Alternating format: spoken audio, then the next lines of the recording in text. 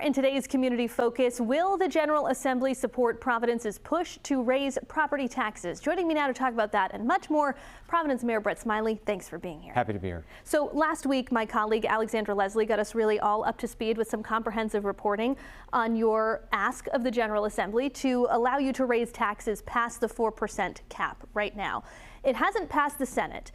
Do you think you have the votes in the Senate and any sense of when that vote will happen?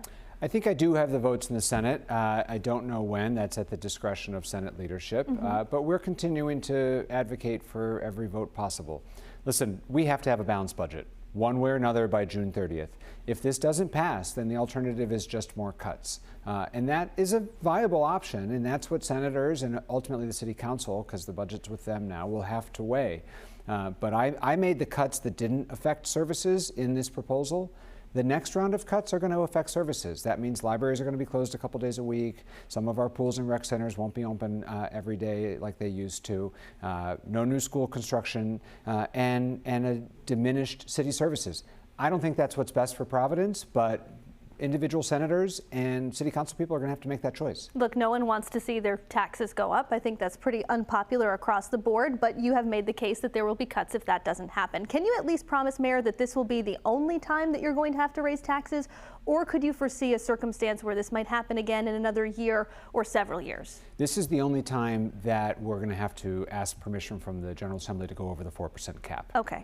Because Providence is growing, which is a good thing, we have a lot of new taxpayers every year. People, buildings that didn't used to exist that are now paying taxes. And so our tax levy grows every year, and it's going to continue to grow. And that's actually helping us pay for all the things that we enjoy in the city of Providence. But this should be the only time we have to go over that 4% cap. Something else that's pending in the General Assembly is this idea to bury the power lines between India Point Park and Bold Point Park in East Providence. We've talked about this before. It looks like it's going to get a committee vote this week. Are you confident it's going to get across the finish line by summer recess? I am optimistic. This has been a project that at least some advocates have worked on for over 20 years. Yeah. And so the time is now for folks who can think about Bold Point Park and India Point Park. There are the old, now rusted stanchions that are holding up the power lines. Those have to get replaced one way or the other. So when we do that work, we should do it the right way and finally bury these power lines. I think the legislature seems receptive to that argument, and I'm encouraged by the fact that there's a committee vote coming up this week. The receivers running the Providence Place Mall flirted with the idea of raising parking prices. They ultimately decided to hold off. Did you have any conversations with them about that? Rhode Islanders like free parking. Yes. And we like free anything. And so, exactly. I think the receiver is trying to find that right balance to put the mall in the best possible position to be sold to an ultimate operator, while also keeping the dedicated shoppers that they do still have. The mall is not failing. I have to keep saying this. The mall is doing well. There's people there all the time. And so I'm happy that the receiver has decided to take a step back, listen to a few more of their customers. It's not ultimately my decision. It's not the city's mall. But they should be listening to their customers and their patrons, because that's what makes that place successful. You've made some improvements to city parks, perhaps most noticeably the white sails that have been put over the ice rink. Tell me about that and why you thought it was important to make these investments. So over the last 9 months, we've put a couple $1 million into the skating rink. Last winter, we redid the concrete floor, brand new chillers. That was past its useful life. So now we can enjoy the skating season with brand new equipment. The shade sail is both artistic, but also extends the functionality.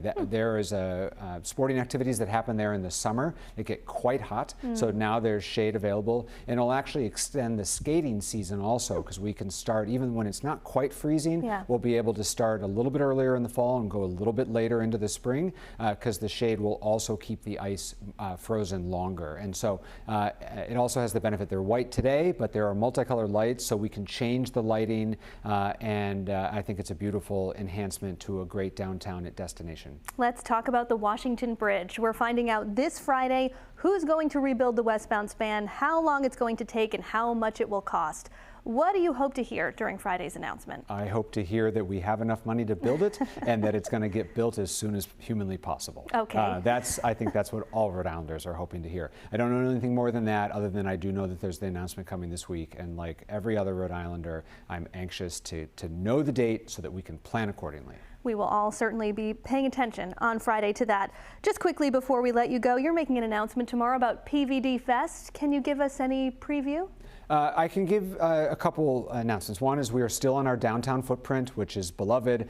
We have moved back downtown. We will stay downtown. As always, there will be a spectacle of visiting artists from out of the country. There will be a lot of fun for the family. Because it was under construction last year, the ice skating rink will be fully activated this year. Will be a nice addition that wasn't available to us last year because of construction. And there's a couple other fun group activities coming. Okay. So I hope everyone joins us the weekend after Labor Day in September in downtown Providence. All right, sounds good. Providence Mayor Brett Smiley, thanks for being here. Thank you.